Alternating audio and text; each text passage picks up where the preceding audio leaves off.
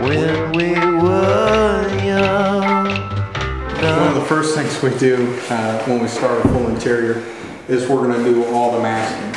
So anytime a customer has hardwood floors or tile, we're going to put a heavy gauge construction paper down. And that's what, this is a 9-inch version, and then we got a 40-inch version here. But that's basically what it is. What this 9 inches of paper is doing is covering up these baseboards, because we're not painting any trim and baseboards in here, we're only painting the walls. So we paint the walls, we don't have to worry about any kind of drips on here. This heavy paper, whenever the paper overlaps like this, we'll put the white tape down. This white tape actually doesn't touch the floor. But over here you can see the blue tape, which is what I have in my hand right here. This is a special tape that won't pull up the finish off the floor.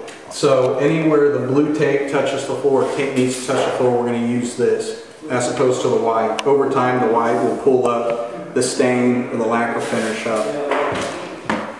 And then obviously lots of plastic, put plastic in anything we get the paint drips on. But let me tell you what we're doing. In this room, going all the way up this column, on up through the entry, we're going to do Sherwin-Williams Golden Gate, which is a medium tone color. It's a gold. It's really pretty. On the bottom half of the turrets here, we're going to be putting this color. We actually already got the sample up. It's a nice dark brown.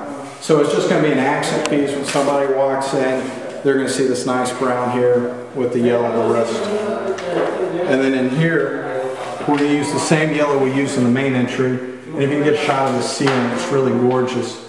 And it's going to be a great effect, because on all of this we're going to do a faux finish on. So it's going to be the same color as this color. Here's the color. There's the color of the glaze. It's going to go on top. And then wherever these X's are, these lines, after the first coat of the glaze has been applied, we're going to go back and we're going to apply a second coat there. And it's just going to give it a nice little accent. It's going to bring out those ridges. Then in here in the study, this is one of my favorite colors. I have this in my dining room. It's called Cream Brulee. It's by ICI. So we're going to do this color on all the walls, and we're going to do side saddle on the ceiling. The guys are going to sample up in a minute. But the side saddle has a little bit of red to it. It's also medium body. It's a nice accent piece. And then we'll take that dark plantation brown, almost like a coffee brown. We're going to paint this casing on the other side of this wood door with the dark brown. And we're also going to do this casing in this door.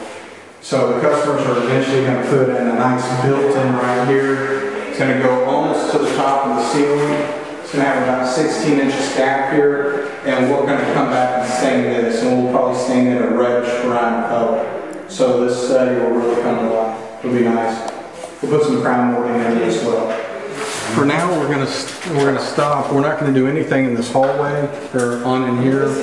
We're gonna kind of do this later, second stage in the process. But here in the dining room, here's the red we got up.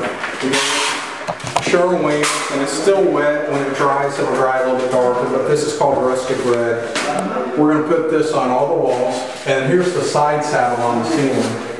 Now, on this ceiling, we're actually going to do a faux finish. So that's going to be our base coat, and here's how we do a faux finish. Your first coat needs to be an eggshell base or a satin base paint, so it has a little bit of sheen. And then we'll take a glaze, we'll roll or brush the whole ceiling with the glaze, and we'll go back with rags and kind of stamp it out.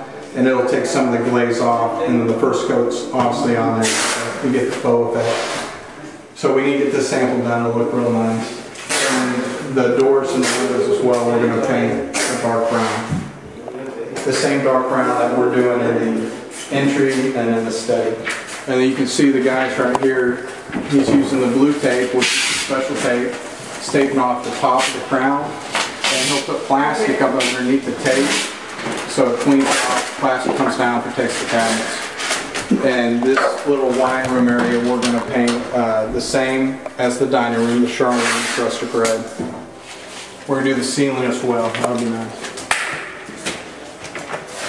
And then again, here in the kitchen and in the great room, we're going to bring in the same color we used in the entrance, which is the Sherwin-Williams Golden Gate.